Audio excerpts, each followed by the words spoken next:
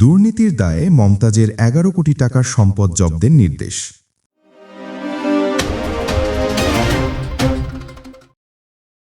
আসসালামু আলাইকুম ওরহমতুল্লাহ।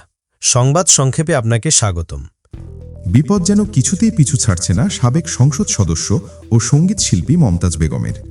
এবার দুর্নীতির অভিযোগে তার মালিকানাধীন প্রায় ১১ কোটি ৮১ লাখ টাকার সম্পদ জব্দের নির্দেশ দিয়েছেন আদালত। মঙ্গলবার দুদকের করা এক আবেদনের প্রেক্ষিতে ঢাকা মেট্রোপলিটন সিনিয়র স্পেশাল জজ আদালত এই আদেশ জারি করেন।